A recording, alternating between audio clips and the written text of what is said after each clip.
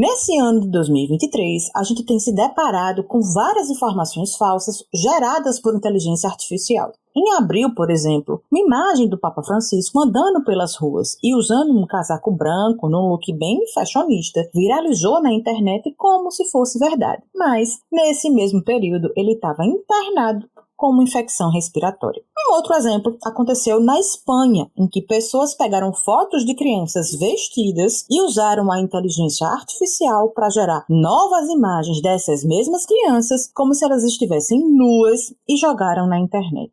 Em outros casos, a gente tem o uso da inteligência artificial, também conhecida pela abreviação IA, para imitar a voz das pessoas, para escrever textos e gerar diversos conteúdos. Inclusive, essas palavras que eu estou aqui falando para você nesse momento poderiam ter sido sugeridas por uma ferramenta de IA, mas não foi o caso não, viu? Nós usamos a nossa própria inteligência e criatividade, características humanas, para preparar esse e todos os nossos outros episódios aqui do Desteoriza. Mas o fato é que não tem muito para onde a gente correr. Afinal, a inteligência artificial está presente em várias áreas da nossa vida e já faz um certo tempo, mesmo que a gente não tenha se dado conta disso. E inteligência artificial é o tema desse episódio de hoje, aqui do Desteoriza.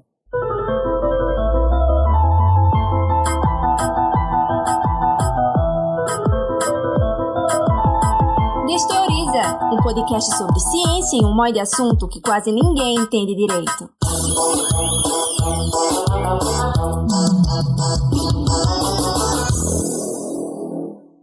Eu sou Laís Ferreira, jornalista, pesquisadora, trabalho aqui na Universidade Federal de Pernambuco e vou me audiodescrever para você. Eu sou uma mulher de pele clara, tenho estatura mediana, nem tão alta, nem tão baixa, meço mais ou menos 1,62. Tenho cabelo cacheado castanho, ele tá hoje curtinho, aqui um pouquinho acima, perto da base da orelha. Eu tô usando uma blusa vermelha de malha, ela tem uma golinha no pescoço e não tem manga. E eu uso um óculos preto. E tô usando um brinco que é vermelho, verde e preto e fones de ouvido brancos. E atrás de mim tem uma parede branca. E agora eu vou também chamar aqui para se apresentar quem vai conversar com a gente hoje sobre inteligência artificial. Vou começar com Norton Trevisan. Bem-vindo, Norton. Por favor, se apresenta pra gente. Eu sou Norton, eu sou professor da USP, atuo, eu acho que desde 98 com inteligência artificial. A descrição física que eu não parece pelo vídeo, assim, mas eu tenho quase 1,90 m, eu tenho cabelos ingratos que estão me abandonando a cada dia,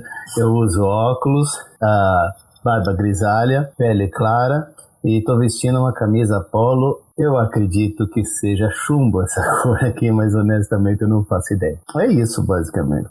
Bem-vindo, Norton. Obrigada por ter aceito o convite. E quem também, claro, conversa com a gente sobre esse tema é Tereza Ludeni, aqui da nossa UFPE. Bem-vinda, Tereza. Se apresenta pra gente, por favor. Então, eu sou Tereza Ludeni, eu sou professora do Centro de Informática da UFPE desde o começo da década de 90. Eu trabalho com inteligência artificial desde a década de 80. Algumas pessoas talvez tenham um pouco de dificuldade de acreditar que isso seja verdade, mas assim, eu defendi a minha dissertação de mestrado no Centro de Informática, usando redes neurais, que é o que faz sucesso hoje nos sistemas de inteligência artificial, em 1986. Então, eu comecei a trabalhar com IA em 84, 85, e trabalho com IA desde então, Eu sou uma senhora branca, porque eu tenho 62 anos, então eu já sou uma senhora. Tenho o cabelo muito, muito liso, e ele é castanho, claro, obviamente, que pintado, porque com essa idade ele, de fato, é quase que completamente branco, O que mais que eu posso dizer? Tem os olhos claros, e tenho exatamente a mesma altura que Laís, 1,61 m, 1,62 m, mas sentada a gente não consegue ver exatamente que altura nós temos.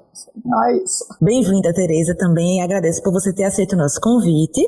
E antes da gente começar o nosso papo, eu quero convidar você que está nos ouvindo para seguir o Desteoriza nas redes sociais, @Desteoriza. Instagram, Facebook, Twitter e TikTok. E também para você seguir o Desteoriza no seu tocador de podcast favorito. Onde você aí está ouvindo a gente, vai ter um botão seguir perto do nome do Desteoriza, você clica e aí você já segue a gente nesse tocador e aí você recebe uma notificação toda vez que a gente publicar um conteúdo novo e não perde nenhum episódio aqui do Desteoriza. E se você estiver ouvindo a gente no Spotify, você também vai ter uma pergunta aí, o que é que você achou do episódio, você pode deixar um recado pra gente, deixar inclusive sugestão de conteúdo que você quer que a gente aborde também aqui no nosso episódio, tá? Então vamos lá, vamos começar do começo, como dizia minha avó. Eu sei que essa é uma pergunta simples, mas ela é complicada de responder, então a gente vai tentar desteorizar. Eu queria começar, Teresa, te perguntando, o que é inteligência artificial? Como é que a gente pode definir inteligência artificial? Que é a famosa IA, né? A sigla que a gente usa, IA, de inteligência artificial. O que é inteligência artificial? Não existe uma definição que seja aceita por todos os pesquisadores e por todas as pessoas exatamente do que é inteligência artificial. O que é mais comum é se dizer que é uma ciência e uma engenharia de criação de agentes inteligentes, né, que são sistemas que podem raciocinar, aprender e agir de forma autônoma, né? Só que a área que tem feito maior sucesso na inteligência artificial nos últimos anos é o aprendizado de máquina, que aí a ideia é que a máquina possa aprender através de exemplos. Mas ela não só aprende através de exemplos, porque a gente também pode escrever programas que ensinam a máquina. Esses programas fazem generalização em cima dos dados. Perfeito. E aí, como você falou, Teresa, na sua apresentação, a inteligência artificial ela não é uma coisa de agora, né? Como você disse, lá na década de 1980 eu já defendi meus estudos falando de inteligência artificial. E aí eu queria trazer para nossa conversa, Norton, porque a gente tende a falar um pouco mais de inteligência artificial recentemente, sobretudo com algumas ferramentas que foram muito faladas na mídia, como o ChatGPT, por exemplo. E aí fica parecendo, dando a sensação para as pessoas que inteligência artificial é uma coisa recente e não é. Teresa já trouxe aí na sua apresentação. E eu queria conversar e queria que você trouxesse como é que a inteligência artificial está presente na nossa vida atualmente. Assim, algum exemplo de como é que a gente consegue perceber a presença da IA na nossa vida. Bom, para começar, eu acho que ela é da década de 50, sabe? O primeiro modelo neural lá, se não me engano, é 50 e pouco, 1950 e pouco. Então, é bem antes da década de 80. É de 40. Piorou. 40 e tanto, sabe? É bem mais antigo. Sobre como a gente consegue perceber, a gente não percebe, sabe? A gente simplesmente não percebe. Quando você abre o teu celular, abre o aplicativo, sei lá, estou evitando falar nomes aqui, mas de mapas, e pede uma rota, tem uma inteligência artificial agindo aí. Toda vez que você está digitando alguma coisa, por mais que você odeie aquele negócio lá, e ele te dá sugestões, tem uma inteligência artificial aí, certo? Como a Teresa bem disse, hoje ela está muito baseada em aprender a partir de dados, mas ela não começou assim, até porque não tinha tanto um volume de dados tão grande. Começou assim como regras práticas que você embutia em algoritmos e eles seguiam. E não necessariamente essas IAs que estão no nosso dia a dia, elas aprenderam a partir de dados. A imensa maioria o fez, mas muitas delas têm essas regras que vêm de especialistas ou que vêm do conhecimento comum ou que vêm da prática, todas elas já embutidas, sabe? Então a gente vê, você liga a sua TV lá, sei lá, algum serviço de streaming, tem sugestões, você abre a tua rede social, tem sugestões, você abre o buscador, ele te dá sugestões de notícias às vezes, sabe? Tudo isso tem IA. Então você pode até não perceber, mas ela já está aí, está em todo lugar. Você foi falando, eu fui me lembrando de alguns exemplos que aí você me corrige se eu estiver errada, viu, Norton? Pode ficar à vontade. Por exemplo, quando a gente pede para uma página na internet traduzir um texto que está em outro idioma e pede para traduzir, isso é inteligência artificial, vai ter, né? Tem algoritmos de IA, com certeza. Algumas câmeras de vigilância que fazem reconhecimento artificial, tem inteligência artificial, então ela está muito, é como você falou, ela está tão presente no nosso dia a dia que às vezes a gente nem percebe que é inteligência artificial, né? A porta do seu prédio, às vezes, você olha na câmera, reconhece você, sabe? Bom, e aí eu queria trazer, ela está tão presente no nosso dia a dia, eu queria trazer essa conversa para nossa conversa aqui interna. A gente vai falar dos benefícios e também dos impactos negativos do uso das inteligências artificiais no nosso dia a dia. Eu quero começar pelos exemplos positivos, né? Pelos impactos positivos do uso da inteligência inteligência artificial na nossa vida. Tanto o uso pessoal, digamos assim, né? Coisas que a gente citou aqui, um tradutor, enfim, um aplicativo que a gente busca uma rota, como também o uso de inteligência artificial de forma mais massiva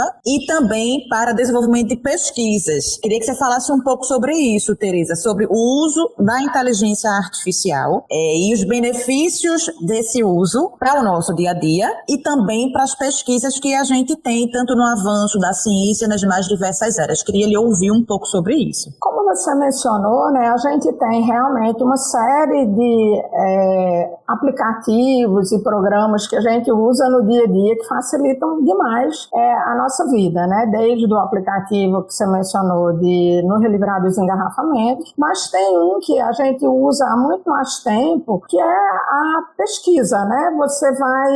Você quer encontrar alguma informação na internet e aí você usa um buscador, e eu vou tentar evitar falar da marca do buscador, porque aí pode ser qualquer um, embora tenha alguns que são muito mais comuns do que outros, né? É que qualquer assunto que você queira saber um pouco, você pode fazer uma busca através de um buscador que vai te dar como resposta várias fontes. Claro que cabe a quem está fazendo a busca ter algum conhecimento para conferir se as fontes que estão sendo retornadas são fontes que são confiáveis. E aí, se a gente puxa para o lado da pesquisa, isso passa a ser realmente condição sine qua non.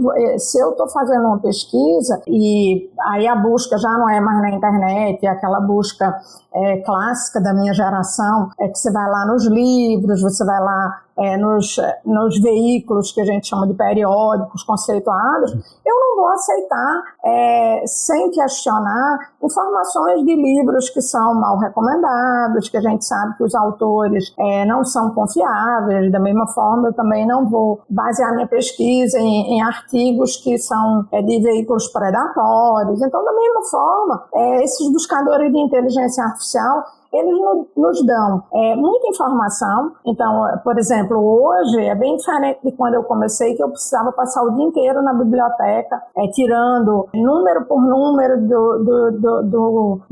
da revista lá para consultar. É muito mais fácil, né? Eu acesso, isso não tem só a ver com inteligência artificial, mas tem a ver com o avanço da internet, o avanço da computação de um modo geral. Eu acesso as bibliotecas digitais do mundo inteiro. Então, claro, e por palavra-chave, tudo isso é muito mais fácil, né? Perfeito. E aí eu já puxo um gancho, Norton, para fazer a próxima pergunta, que já estava aqui na agulha, mas tem tudo a ver com isso que Teresa falou. Tem várias coisas que eu queria destrinchar na nossa conversa. Eu vou começar pela primeira, dessa coisa do desenvolvimento, de ser, obviamente, algo que está sempre em desenvolvimento, né? Não é alguma coisa fechada, a gente está sempre desenvolvendo e tentando fazer com que, por isso que, e aí é uma questão minha, inclusive, mas que eu escutei de pessoas que eu queria trazer para cá, a gente chama de inteligência artificial, né? Mas ela está sempre em desenvolvimento, e aí tem umas questões, o povo diz assim, mas tem tanto erro, e o povo chama de inteligência. E aí eu queria trazer um pouco dessa questão para a gente falar sobre esse processo de aperfeiçoamento, né, dessas IAs que a gente utiliza. Vou usar um exemplo pessoal meu, mas só para a gente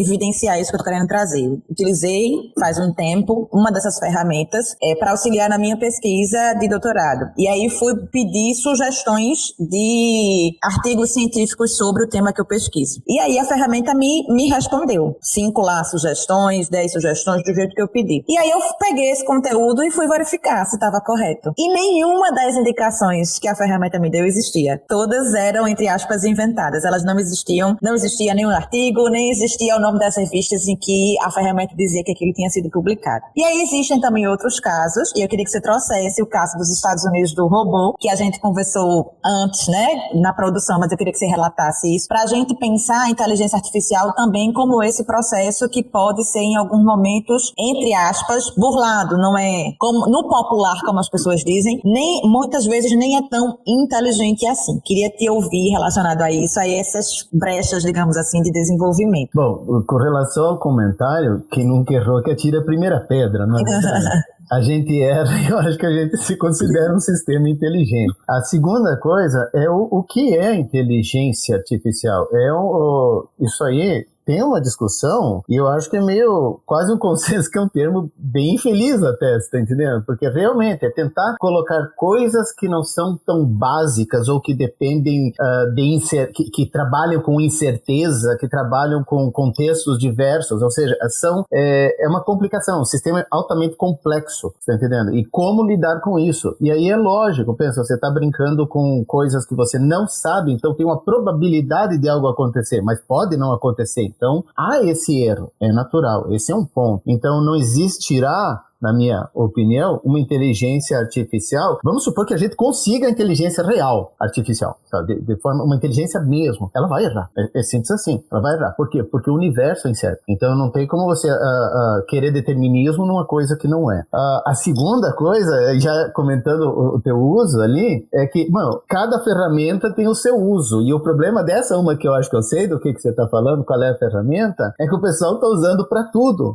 e não adianta, você não usa uma chave de fenda para pregar um prego, sabe? Você está fadado a destruir a chave de fenda ou fazer um serviço bem ruim. O que ocorre é que essa daí é uma ferramenta gerativa, ela foi feita para inventar. Aí o pessoal diz que ela alucina. Ela não alucina, ela inventa. Ela nunca foi pensada para ter compromisso com a verdade. Então, o que nós temos hoje é uma IA que é muito dependente dos dados que ela viu. E o fato da gente não entender exatamente como ela funciona, melhor dizendo, a gente entende precisamente como ela funciona, a gente não sabe por que ela está dando aquela resposta, porque são muitas etapas e a cada etapa tu faz uma transformação por meio de uma função matemática. Você já não sabe o que é o resultado final, sabe? Não tem como saber.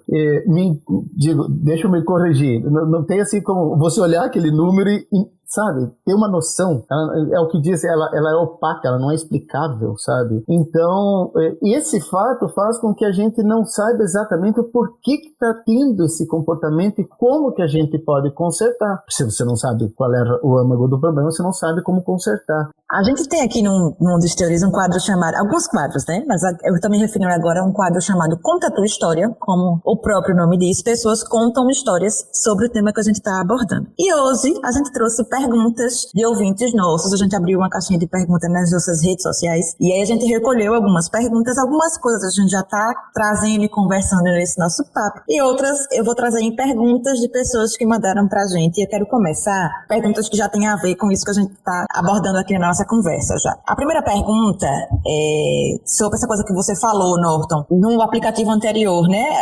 Ele é desenvolvido para inventar, ele não está compromissado com a verdade. E a gente tem uma pergunta de Ana Paula Lucena, e ela pergunta assim, tanto para Norton quanto para Teresa. A gente consegue hoje, alguma forma, até mesmo com outra IA, alguma outra ferramenta de inteligência artificial, essa inteligência artificial consegue atestar que aquele conteúdo que está ali, ele foi gerado por uma inteligência artificial? Já existe esse mecanismo hoje ou não? A gente não tem como saber. Por exemplo, um exemplo para a gente conseguir visualizar, um professor que passou um trabalho, o aluno utilizou essa ferramenta gerativa de conteúdo, enfim. O professor tem como saber que aquele conteúdo foi gerado por inteligência artificial de alguma forma, tanto utilizando alguma outra ferramenta, enfim, a gente consegue isso hoje ou não? Olha, na maioria dos casos consegue sim, né? Consegue, primeiro porque esses textos gerados, né, por essas IA generativas, eles na realidade, na grande maioria das vezes, são textos que já estão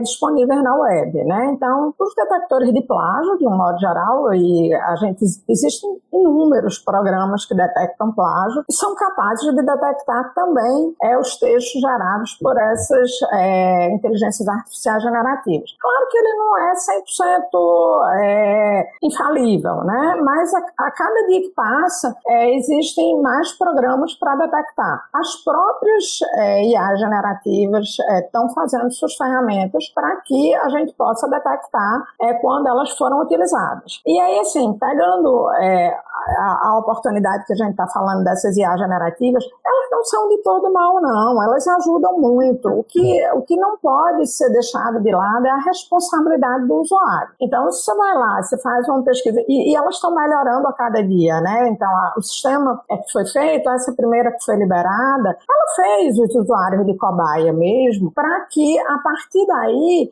você pudesse detectar vários problemas e ir corrigindo esses problemas, né? Então, foram colocados filtros para tentar que ela seja menos preconceituosa. Ainda tem preconceito, mas de onde é que vem o preconceito de um modo geral? Na grande maioria das vezes, ele vem porque o que foi feito? Foi varrida a internet inteira, olhando tudo que estava escrito lá, livros. Então tem muito texto preconceituoso, tem muito discurso de ódio. Então, se tudo isso foi alimentado para a IA generativa, esse padrão muitas vezes. Eu queria complementar. Eu não sou tão otimista com relação a esse daí dela se autodetectar, porque eu já vi muitos casos em que ela aponta como ter sido falha, ou melhor, ela aponta como ter sido gerado por ela e, na verdade, era legítimo, sabe? Falando sobre essa perspectiva que a gente está abordando aqui, mais relacionada à ética, direitos humanos, eu queria trazer essa discussão um pouco mais, professora Tereza, relacionada a gente está falando aí sobretudo no recorte de gênero, né? Que muitas vezes a gente diz, a inteligência artificial tende a gerar um conteúdo que pode ser considerado misógino, inclusive, né? Mas a gente também tem um recorte de raça, né? Então, sobretudo eu queria ouvir sobre esses impactos que a inteligência artificial pode ter nessa nossa sociedade, gerando, e aí falando desse tipo de inteligência que a gente está trazendo, né? Gerando esse conteúdo numa perspectiva racista, e também quando a gente fala, por exemplo, com inteligência artificial relacionada a reconhecimento facial, né? Que agora a gente está falando do uso de inteligência artificial nas câmeras de reconhecimento facial, e a gente vai ter alguns exemplos de utilização de segurança pública, de fazer esse reconhecimento. Tem toda uma discussão super válida relacionada a essa questão da raça, de ser uma inteligência artificial que, né, vem refletindo esse recorte racista e misógino da sociedade. Queria ouvir quais são esses impactos, né, que a inteligência artificial pode, de alguma maneira, contribuir para essas questões relacionadas a direitos humanos, sobretudo numa perspectiva racista, misógina, machista, enfim, queria ouvir em relação a isso.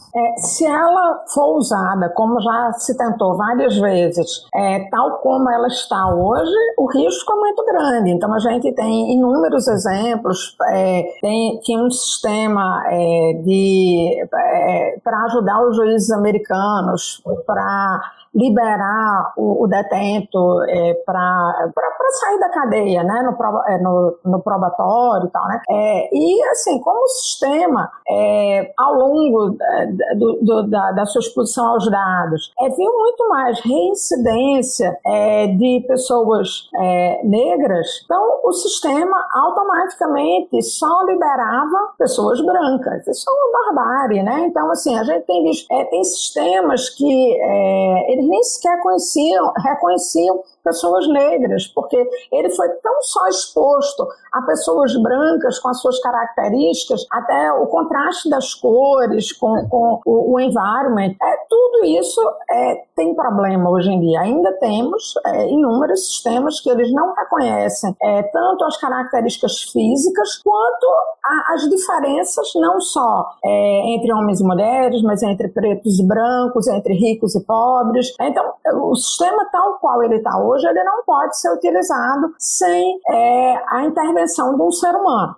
Eu penso assim, mesmo com o sistema quebrado, ela ainda nos ajuda, sabe? Que nesse caso aí das sentenças judiciais, sabe? Uma vez que... Mas aí que tá, o perigo é você deixar ela tomar a decisão. E isso daí assim, eu considero inaceitável, sabe? Deixar que ela bata o martelo. Tem que uma pessoa bater o martelo. Falando sobre essa questão, né, da reprodução de problemas sociais pela inteligência artificial, racismo, misoginia, machismo, a gente vai ouvir agora uma fala de Paulo Vitor, ele que é professor e pesquisador de políticas de comunicação, que tem desenvolvido pesquisas que pensam a questão da tecnovigilância, né, a questão dos algoritmos e a reprodução de opressões, entre essas opressões, a questão do racismo. Vamos ouvir. Olá, eu sou Paulo Vitor Melo, sou professor e pesquisador de políticas de comunicação. Primeiro, é preciso compreendermos que a inteligência artificial ela é uma construção humana que envolve determinações algorítmicas, envolve bases de dados que são projetadas e alimentadas por seres humanos. humanos. E neste sentido, toda a atividade humana ou toda a construção feita a partir do trabalho humano, ela traz em si também toda a perspectiva ou as perspectivas com as quais nós estabelecemos as nossas relações sociais, econômicas, políticas, culturais. E assim é com a inteligência artificial. A professora Cida Bento, no livro O Pacto da Branquitude, ela nos diz que não é que as pessoas brancas, antes do amanhecer, se reúnam numa espécie de seita secreta, decidindo como vão produzir desigualdades raciais. Ela diz que é algo mais sofisticado, que o Pacto da Branquitude é um pacto que não é necessariamente verbalizado, mas que mantém ali a branquitude enquanto norma e enquanto determinação de poder. É assim com a inteligência artificial. Não há, no momento, por exemplo, de desenvolvimento de soluções tecnológicas ou de aplicações algorítmicas, uma conversa entre as empresas, entre as pessoas que desenvolvem, de dizer, olha, vamos projetar aplicações, soluções tecnológicas que perpetuem lógicas racistas ou misóginas, por exemplo. Não é desta forma. É também algo muito mais sofisticado, porque não é verbalizado. Tem a ver com os repertórios culturais que nós vamos construindo ao longo das nossas vidas e que, no momento de construção das soluções tecnológicas, no momento de desenvolvimento de tecnologias baseadas na inteligência artificial, isso também se dá. E isso se dá, se formos olhar para a questão, por exemplo, entre a relação de raça e tecnologias digitais e inteligência artificial, de modo geral, a partir do que o professor Tarcísio Silva fala da dupla opacidade. A primeira opacidade é a ideia de que as tecnologias são neutras. E a segunda opacidade é a de que as desigualdades, por exemplo, de raça e de gênero, não são determinantes, que raça e gênero, por exemplo, não são categorias fundamentais como marcadoras de desigualdades. E essa dupla opacidade é que faz com que as lógicas racistas e misóginas, por exemplo, continuem pautando as tecnologias digitais e também implicando no desenvolvimento da inteligência artificial. Para reverter isto, é preciso uma série de medidas. A primeira é compreendermos que inteligência artificial não se trata apenas de uma questão de programação,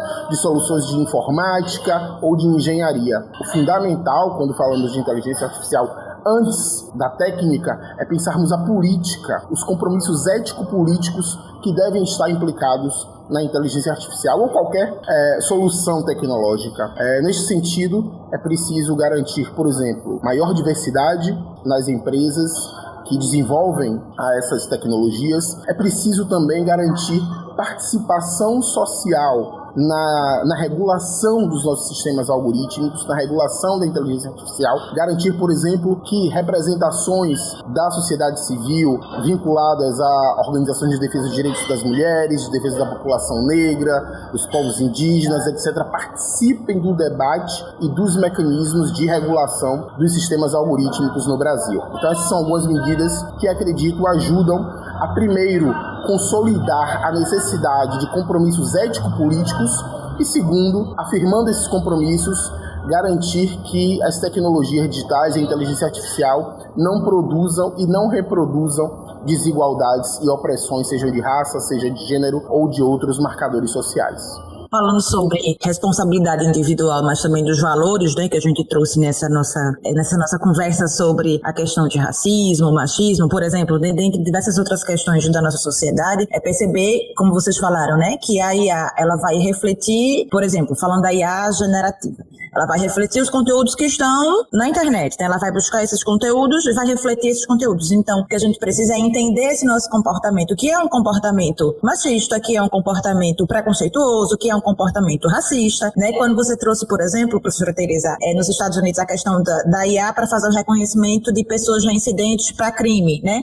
Porque ela viu muito mais a incidência em pessoas negras, então ela só liberava para brancos. Mas por quê? Né? Tem todas as questões sociais nisso, as questões de oportunidades, inclusive, né? Essas oportunidades e os privilégios que são dados às pessoas brancas e que não existem para as pessoas negras, inclusive aqui no Brasil também. Então, essa oportunidade da gente pensar e também utilizar mecanismos não só para IA, mas para a vida, né? Que é isso que a gente está conversando, de abolir esse tipo de coisas que a gente vive, de abolir essa perspectiva racista, de abolir essa perspectiva machista. E aí tem uma pergunta que tem um pouco a ver com isso que a gente está conversando, que é uma pergunta de Ludovico Soares, que é nosso designer, mas deixa essa pergunta pergunta na caixinha de perguntas, que ele pergunta assim: a gente consegue hoje, atualmente, contornar de alguma forma esses reflexos ruins das IAs? E aí ele cita, né, racismo, misoginia, machismo. A gente tem alguma forma de contornar atualmente esses reflexos nas IAs? A gente consegue perceber esses mecanismos para contornar? Professora Tereza. Então, essa IA generativa aí que está todo mundo utilizando, né, nessa segunda versão que foi, quer dizer, na primeira já tinha, né, mas na segunda versão isso foi mais utilizado, é que você treina os sistemas, então você pega os dados e ajusta os parâmetros do sistema e depois você pode ter um feedback humano. Então, antes de você liberar o sistema, você coloca esse sistema para ser testado por muitas pessoas e em cima do feedback que essas pessoas fornecem ao sistema, ele pode ir consertando ou talvez minimizando alguns preconceitos. Então, como está posto hoje, esses sistemas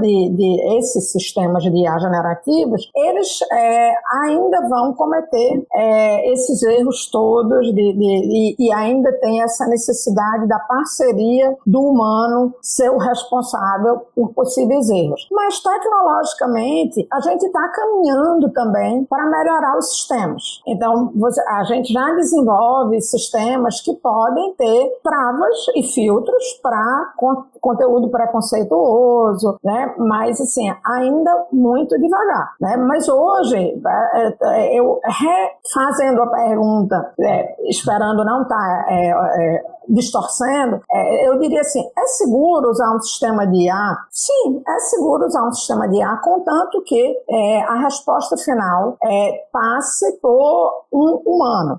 Então, e assim, a legislação, inclusive, na maior parte dos lugares onde já está sendo desenvolvida a legislação, você tem vários níveis. Então, existem níveis que você não vai deixar um IA sozinha de jeito nenhum. Porque são níveis que podem trazer a morte das pessoas, um risco muito grande, um risco de destruição em massa. Tá? Então, você jamais vai deixar um IA responder por isso daí. Mas um sistema simples, de uma consulta que você está fazendo na internet há anos, que a gente faz as buscas, esses buscadores, né, de internet, todos usam IA há mais de 10 anos. E ele não causa danos a gente se a gente é o responsável por checar se o conteúdo está correto. E é preciso também o comprometimento, né, Tereza, de quem usa essas ferramentas, de ter esse olhar também antirracista, antimachista, antimisógino, de reconhecer que naquele conteúdo que foi gerado ali, seja para qualquer finalidade que seja, tem essas perspectivas e tentar trabalhar esse conteúdo, trabalhar esse conteúdo para tirar essas perspectivas e também compromisso nosso como sociedade de combater essas questões. Você queria falar, né, Norton? Pode ficar à vontade.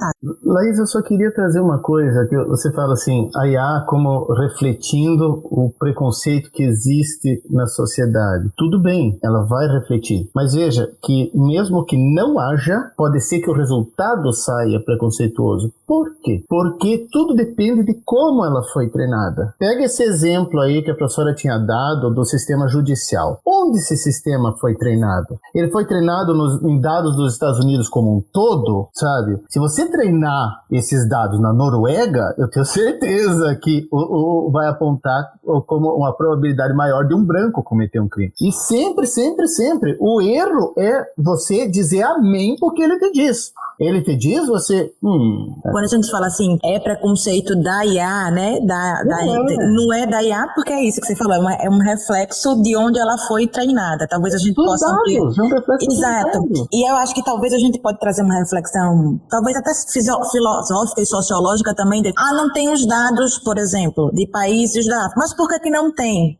Assim, de alguma maneira, isso também reflete e aí trazendo para nossa perspectiva humana, né? Isso reflete um preconceito dessas próprias corporações, e aí eu tô falando que a gente chama de sul global, né, de toda a parte do sul, sobretudo com países da África, enfim. Talvez isso reflita também muito mais o preconceito, que é um conjunto, né, de questões questões sociais de onde a gente vive, de não ter dados desses lugares, de não se preocupar em testar com a maior quantidade de pluralidade, de diversidade, como você falou, né, de diversidade demográfica, inclusive, para dar, inclusive, a todas as pessoas esse direito de se tornarem cidadãs, né, pessoas, eu vivo neste planeta, né, então eu tenho o direito de estar de alguma maneira também refletida nesse conjunto, né, então a gente falou da nossa responsabilidade como usuário, né, a gente tem que se responsabilizar da maneira como a gente utiliza, a gente falou da nossa responsabilidade como sociedade, também de combater, né, os preconceitos, seja racismo, machismo, misoginia, inclusive com pessoas com deficiência, né, e também da responsabilidade das empresas que desenvolvem as ferramentas e, né, que estão investindo em inteligência artificial também de terem esse olhar de treinamento, como você falou, né, Norton? Então, vamos treinar melhor, vamos treinar com mais diversidade para tentar evitar ao máximo que essas IAs reflitam esse comportamento humano, digamos assim, nesse aspecto, né? Percebe que o comportamento dessas empresas pode não ser nem um pouco guiado por preconceito, mas pela parte financeira. Esses dados não existem onde você não tem uma população com dinheiro para produzir esses dados, certo? Você precisa de um celular para produzir, você precisa de alguma coisa. Então, eles não existem. Aí, então, é um preconceito? Não, é uma decisão financeira. Mas daí, o que é? Entra o outro lado. Se as pessoas começarem a querer, e aquele pessoal lá que está subrepresentado, o que vocês vão fazer com relação a isso? Elas podem sentir a pressão e elas financiarem isso, entendeu? Torna-se financeiramente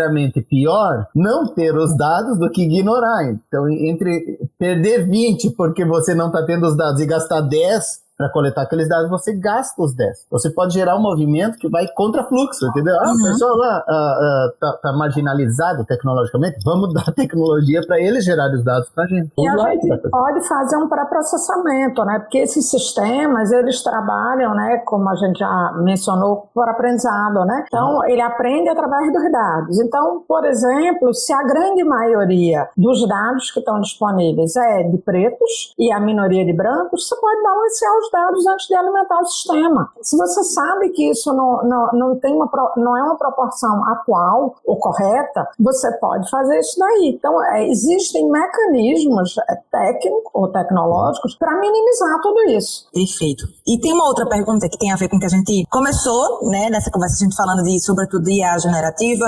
A gente diz assim, ela pega o que está disponível, né, como o Norton falou, e ela inventa, ela sai colocando e ela inventa, enfim. E aí tem uma pergunta que eu sei que é uma questão, talvez inclusive gerasse um outro episódio, mas eu queria que a gente tentasse, e não posso deixar de abordar aqui, que é uma pergunta de Jadiane Arruda, que ela faz assim, em relação aos direitos autorais, né, porque é isso, ela vai, digamos assim, a IA generativa, ela vai inventar, mas a partir de alguma coisa, né, essas coisas precisam estar, enfim, na internet, digamos assim, para dar um exemplo. Como é que ficaria se a gente consegue pensar hoje, eu sei que talvez a gente não tenha uma resposta fechada, mas o que a gente poderia dizer quando a gente pensa sobre os direitos autorais, quando a gente fala de inteligência artificial? É bem difícil, né? Eu já ouvi alguns debates onde as pessoas colocam, estou fazendo papel do advogado do diabo, viu?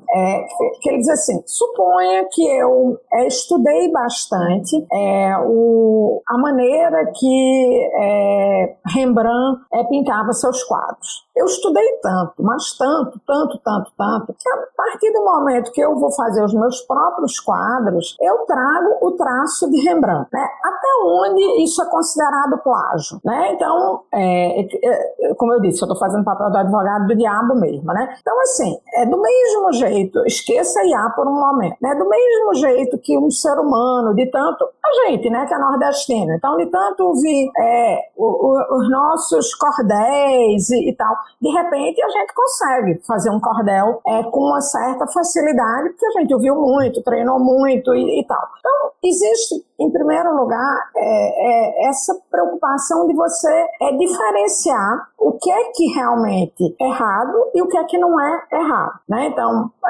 copiar um pouco o estilo, né? A gente, na hora de escrever, de falar de uma maneira mais coloquial ou mais formal, tudo isso não deixa de ser plágio daquilo que a gente estudou ao longo dos anos. Quando a gente decide os temas que a gente vai conversar, a gente tem a perspectiva expectativa de fazer um episódio sobre direitos autorais. Então, eu acho que essa nossa conversa aqui, obviamente, também vai estar nesse episódio sobre direitos autorais para ajudar a gente a pensar uma resposta, como você sugeriu, Norton. Vamos tirar a IA e colocar pessoas, e aí vamos pensar em pessoas, e aí a gente pode, a partir disso, pensar na inteligência artificial, nessa perspectiva de direito autoral. Então, a gente vai produzir um episódio, você que está ouvindo a gente vai produzir um episódio sobre direito autoral, então vai ajudar também a gente pensar sobre essa perspectiva de direitos autorais. Quantas vezes você não viu artistas, escritores, o que você ia dizer que foi influenciado por o que isso significa? Significa que ele leu, gostou e em boa monta, melhor dizendo, tá imitando aquilo. Trouxe aquilo, ele enriqueceu com alguma coisa, ele mudou. Não, isso aqui eu não gostei, mas eu boto aqui, ele botou a coisa dele. Cultura se forma assim, a nossa cultura vai em cima do que foi feito, o nosso conhecimento vai em cima do que foi feito, sabe?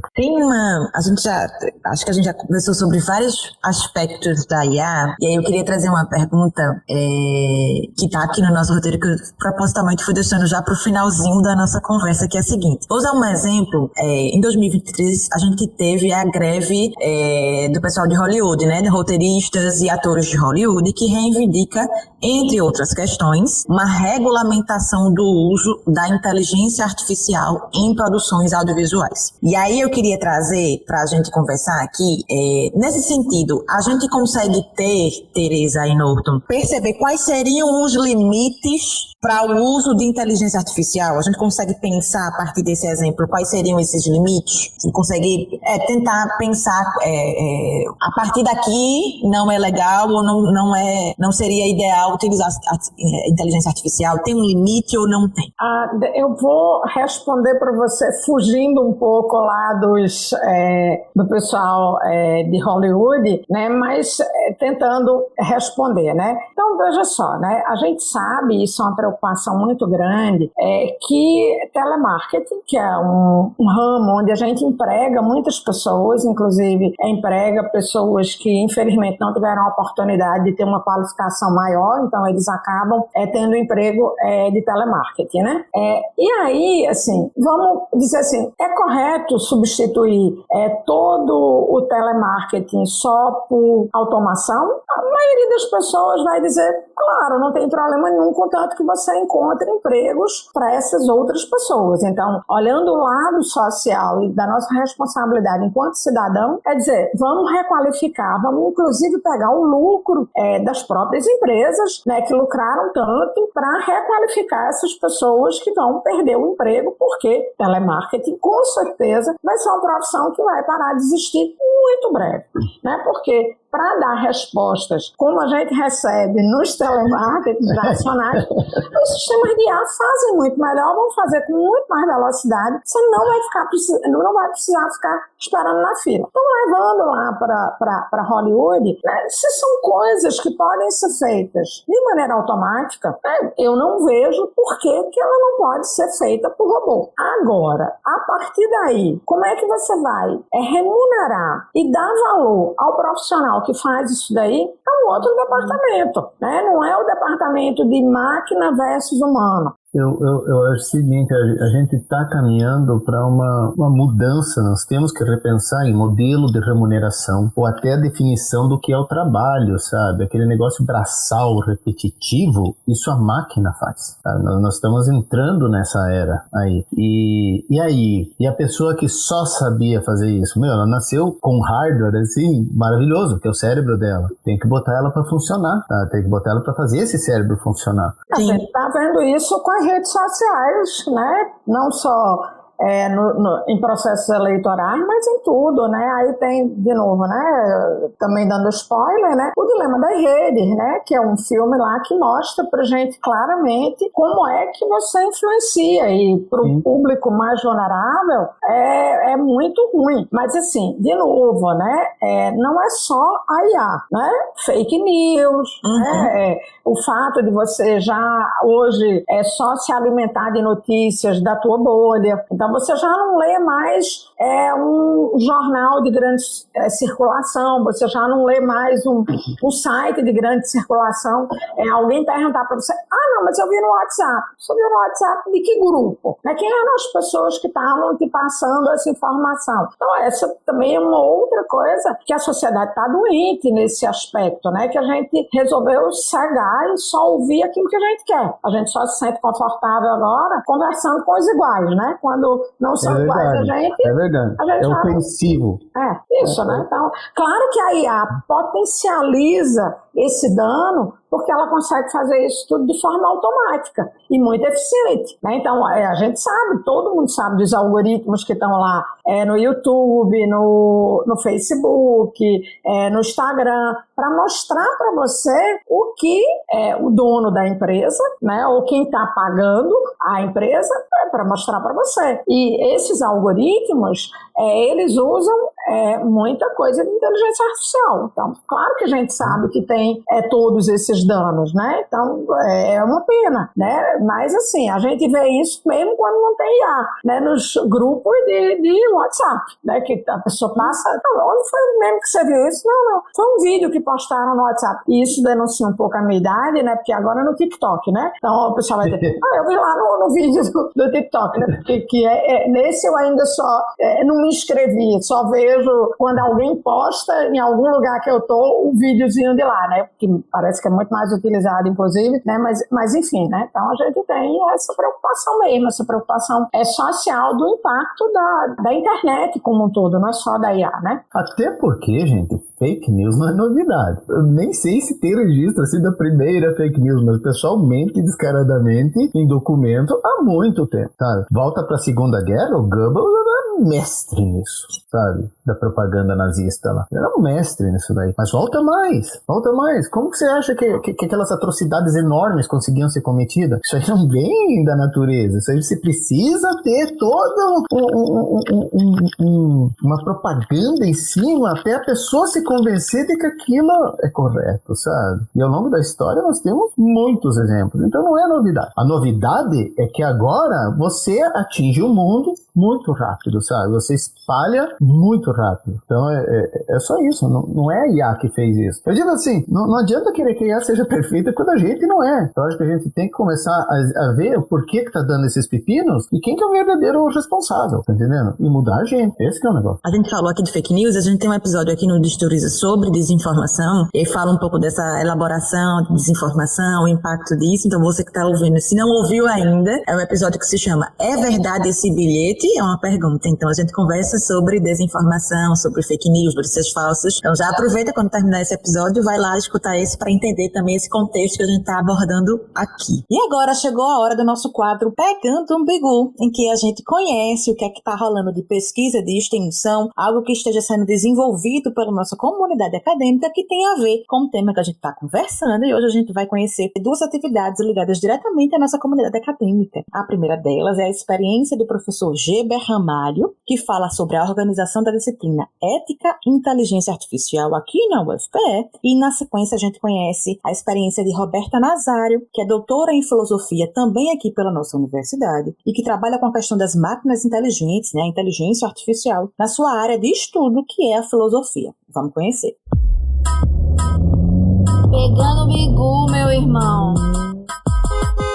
Olá, eu me chamo Geber Ramalho, sou professor do Centro de Informática da UFPE e pesquiso com inteligência artificial há mais de 30 anos e leciono a disciplina Ética e Inteligência Artificial, da qual eu vou falar um pouquinho. Como vocês sabem, a IA está presente na vida cada vez mais presente na vida de todo mundo, né? Seja quando ela sugere uma rota como o Waze de um carro, você tem que ir, ou sugere uma música, ou te ajuda numa busca na internet, e agora com o GPT, ChatGPT, ela está ainda mais presente, né? Então, ela traz benefícios, mas também traz alguns problemas relacionados à privacidade, porque a IA aprende com os dados, problemas relacionados a preconceito, que você pode ter um algoritmo discriminatório, problemas relacionados à explicabilidade, porque nem todo algoritmo que classifica bem as coisas, ele sabe explicar suas decisões, problemas ligados à autonomia, porque a gente não quer abrir mão da autonomia do ser humano em certas decisões, e problemas de desemprego.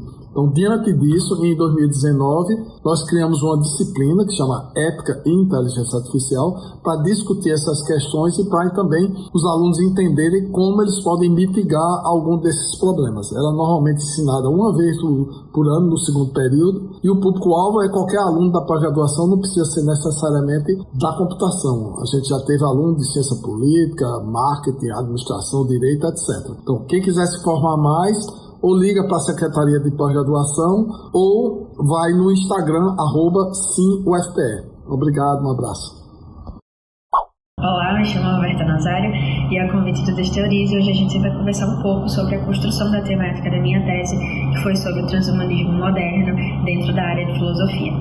Construí minha carreira acadêmica inteira dentro da Universidade Federal de Pernambuco, então desde a minha iniciação científica na graduação até o meu doutorado, eu trabalho dentro da área do campo de filosofia prática, trabalhando ali dentro do eixo da ética, temas que envolvem a tecnologia e o impacto da tecnologia, tanto nas relações humanas, como no campo humano como um todo, e os desdobramentos disso para o futuro da humanidade. Interessante pontuar, quando a gente pensa em desdobramento, tecnologia, impacto, a gente sempre pensa em eventos grandes, mas aqui a gente vai tratar de temas que também podem ser insidiosos e tão perigosos quanto, né?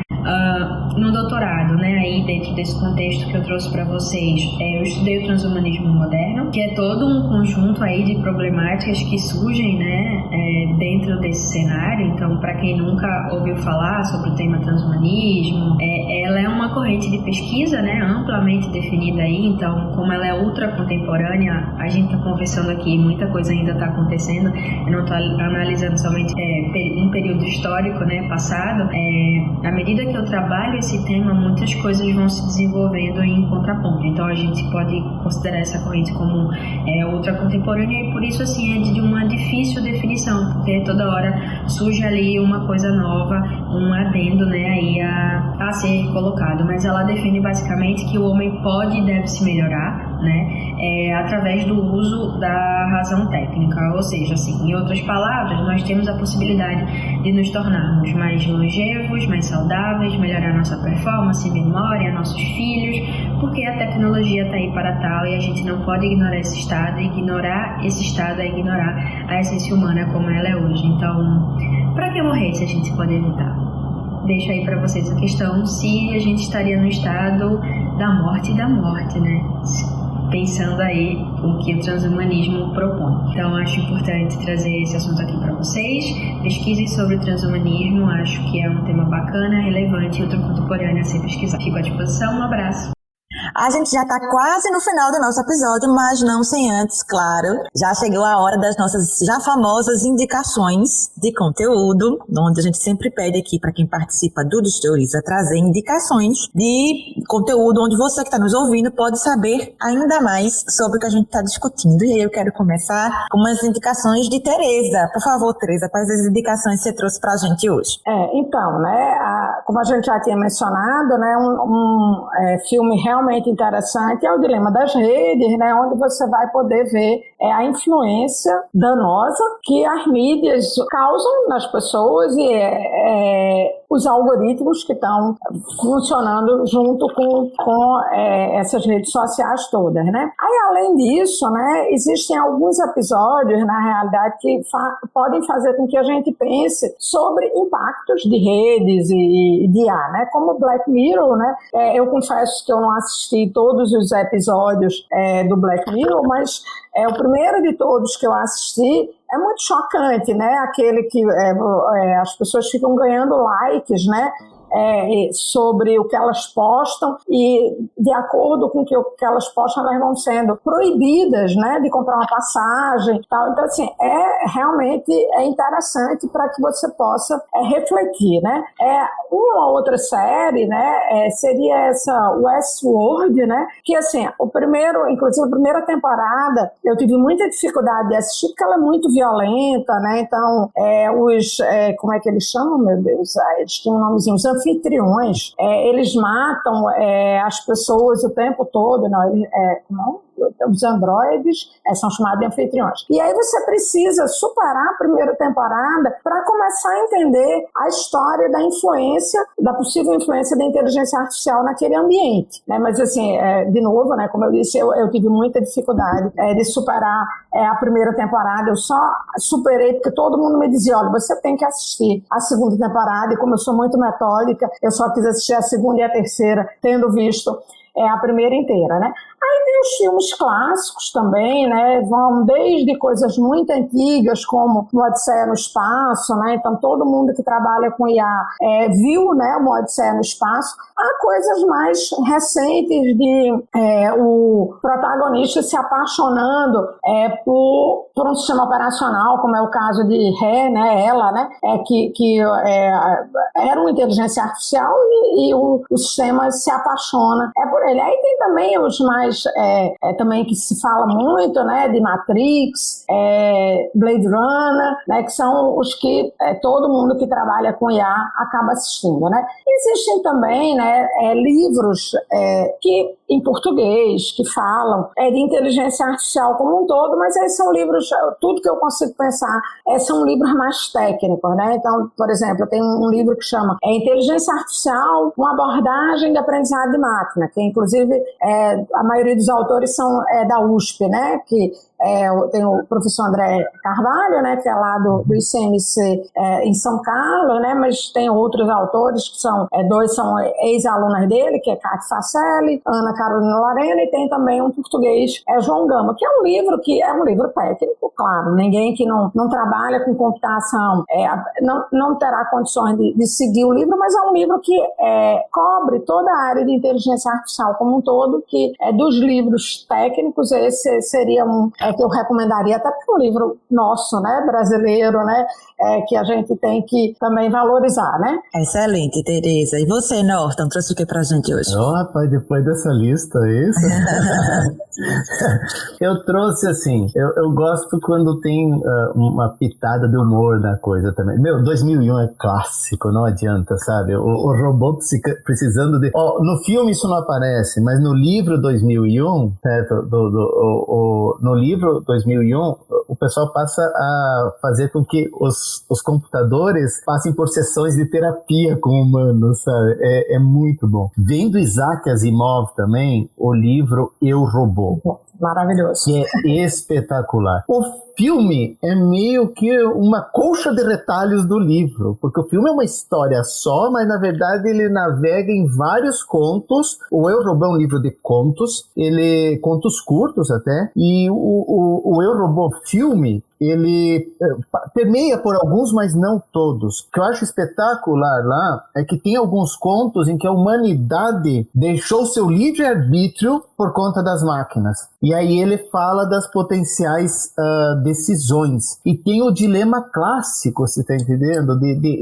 Diante de duas pessoas que estão em risco de morte, qual você salva, sabe? E o algoritmo toma uma decisão probabilística. É bem o que a gente está falando. E isso está no filme, inclusive, né? Que é o que faz com que o personagem principal, que é do Will Smith lá, ele se revolte contra as máquinas, sabe? Porque não era culturalmente aceitável aquela decisão que era probabilisticamente a mais correta. Aumentou a chance de salvar alguém, sabe? Eu acho muito bom isso daí. E um filme que eu assisti aqui com as minhas filhas, hilário, assim, é A Família Mitchell e a Revolta das Máquinas. Ele não tem uma acurácia, por assim dizer, técnica, entendeu? Mas ele mostra, a família tem um pug, sabe? A gente começa aqui, tem um pug. E as máquinas não conseguem classificar aquilo. Eles olham e ficam assim, cachorro, porco, pão de forma, sabe? Essas últimas coisas assim. E mostra as imagens e o sistema tentando classificar não consegue. E isso faz com que eles consigam vencer as máquinas, fazendo com que elas não consigam decidir, sabe? O filme é hilário em cima de um celular que se revolta, sabe? É uma coisa assim que não vai acontecer, minha gente, sabe? Mas é impressionante, porque quando você vê sistemas... Esse pessoal fez alguma pesquisa, não tenha dúvida, porque quando você vê sistemas de reconhecimento, você vê eles apontando cada coisa bizarra, sabe? Dizendo, é uma motocicleta motocicleta. Aí você olha, nem se parece, sabe?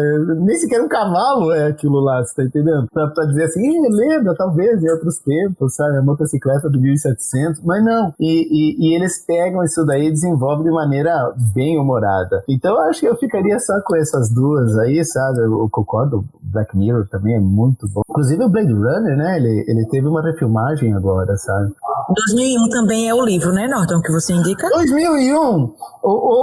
Aí é que tá, o filme, ele é bem paradão, sabe? O pessoal pode não gostar da coisa, sabe? Mas, 2001, a cena com o monolito é clássica e icônica, certo? E ela é que nem aquela cena do ET, sabe, na Lua, assim. Vários filmes usam essa cena como mote, de ter um monolito, sabe, fazer no início da humanidade, adivinha o que vão fazer? Vão imitar essa cena de 2001, mas não tem a menor dúvida, sabe, no início de qualquer coisa, vai ter essa cena, sabe? Então, ele até vale a pena como uma referência, mas eu acho que O Robô é um filme, ele vai ter mais ação e tudo mais, e vai dar um que de pensar. 2001 é só o filme, não tem livro, né? Tem livros? Eu tenho o livro e tem... Então a gente indica os dois, né? Os dois, Os dois? Os dois são indicados. O filme, porque tem cenas assim que viraram clássicas, mas o livro ele é mais fácil de seguir do que o filme. Porque o filme é de 68, né? Então, assim, não tem esse apelo de tecnologia que se tem hoje nas filmagens. Então, realmente, os mais jovens vão achar bem monótono, né? Sim, mas ele é interessante. Os livros são muito bons. 2001, Eu, Robô. E Asimov tem livros maravilhosos, né? Eu até não sei como é que eu não me lembrei de Eu, Robô, né? Porque, assim, eu diria que parte da minha atração até por trabalhar com inteligência artificial veio de Asimov, né? Porque eu li todos os livros dele quando eu era adolescente e, assim, tem coisas muito legais, né? Então, tem coisas que são atuais hoje. Ele estabelece lá as regras que o robô tem que ter. O robô não pode machucar o ser humano. O robô, mas aí tem uma hora que tinha uma regra que ele dizia assim, mas ele também não pode se autodestruir. Aí depois teve que ser inventada uma quarta regra para que ele também dê prioridade, né, ao ser humano. É maravilhoso. Assim, como é que há 50 anos atrás alguém já tinha pensado em tudo isso, né? Maravilhoso. É muito interessante isso daí. Muito bom. Eu esqueci de uma, gente. Olha só. O próximo passo, o próximo podcast para daqui a meio século, sei lá, sabe? Star Trek, a nova geração. Eles fazem toda uma discussão em cima de se o androide é um cidadão da federação ou não, o Data, sabe? Quer dizer, a inteligência artificial dele é tão avançada, mas tão avançada, que ele passa a ser considerado alguém com livre-arbítrio e, portanto, ele tem direito a ser um cidadão, sabe? Isso é desenvolvido ao longo da série. É muito interessante mesmo também. É isso, nosso episódio chegou ao fim. Quero agradecer a Tereza, a Norton, pelo tempo, pelo papo, né, pela conversa que a gente teve aqui, aprendi muito.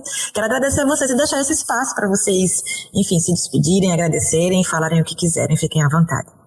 Então, né, começar agradecendo também a oportunidade, né, de falar, de tentar falar pelo menos numa linguagem que as pessoas que não trabalham com inteligência artificial possam entender, mas eu também queria deixar um recado muito no sentido, assim, né, esses sistemas que estão surgindo, e a IA, de um modo geral, ela precisa ser aprendida, né? Ela precisa ser aprendida para que a gente possa fazer melhor uso das ferramentas, do nosso tempo. E, por outro lado, a gente tem um déficit muito grande de profissionais na área de tecnologia, de um modo geral, na computação e, mais particularmente, em inteligência artificial. E por que a gente tem esse déficit? É uma área onde hoje se paga muito bem. Então, também é uma coisa que os jovens devem atentar para isso, né, de que é uma boa oportunidade de mercado de trabalho, né? E muitas vezes você tem cursos de especialização que você pode fazer em um ano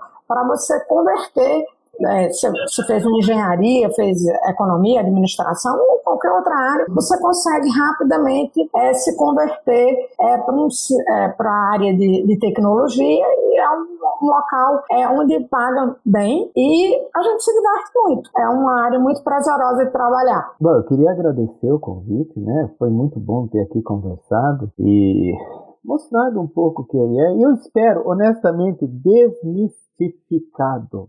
Eu acho que eu já ficaria feliz se o pessoal tiver entendido que ela não é um oráculo, como alguns querem fazer crer, que vai dizer para você o que você tem que fazer para a coisa dar certo. Eles vão te dizer o que você poderia fazer com base no que eles viram. Cabe a você decidir, não deixa ela tomar o teu livre-arbítrio, certo? Ela é uma ferramenta, é uma nova tecnologia. E como tal, vai ter o impacto de qualquer nova tecnologia. E como toda nova ferramenta, a gente tem que aprender a usar direito, minha gente, certo? É isso. Esse é o negócio, é usar direito. Não dá para ficar usando para tudo algo. Eu vejo o futuro assim com grande esperança, com bons olhos, sabe? Eu vejo que mais coisas boas vão surgir em detrimento do mau uso. Toda tecnologia traz as coisas boas e o mau uso. E no final das contas você acaba dando um jeito de se blindar contra o mau uso, ou pelo menos reduzir bastante o efeito. Que assim seja. Laís, posso acrescentar uma coisa que eu esqueci de mencionar e para mim é importante que seja mencionada, né? Assim, que é uma área, né, onde as meninas são muito bem-vindas também, né? Então, embora exista esse estereótipo de que computação e inteligência artificial é uma área que você, para trabalhar, precisa ter características masculinas, isso é tudo mentira. As mulheres se dão muito bem. A gente tem no mundo inteiro profissionais muito bem conceituados, que são mulheres, né? E no Brasil também, né? Então, assim, que a gente precisa realmente de mais pessoas trabalhando, e entre essas pessoas, muito mais mulheres, para trazer diversidade, né? Eu vou deixar esse podcast ainda maior, Laís. Eu concordo com isso, e eu fiz até a propaganda aqui, né? Mandei para você aqui o link. Brasileiras PLN, Processamento de Língua Natural, é a minha área, que visa a incentivar justamente o público feminino que entrar e trabalhar nessa área, que tem tudo a ver. E aí é um grupo, tem gente muito boa ali, sabe, que pessoal das antigas também, assim, sabe, que raiz, que pegou desde o início. É um grupo muito bom e que vale divulgar, porque eles fazem um trabalho muito bom mesmo de incentivo, sabe. É uma reunião de todas as brasileiras que trabalham com PLN. Perfeito. Então, mais uma vez, muito obrigada pela participação de vocês. Eu quero também agradecer a você que está nos ouvindo, que chegou aqui até o final, e dizer a você que eu e toda a equipe do Teoriza, a gente te espera no próximo episódio. Até lá!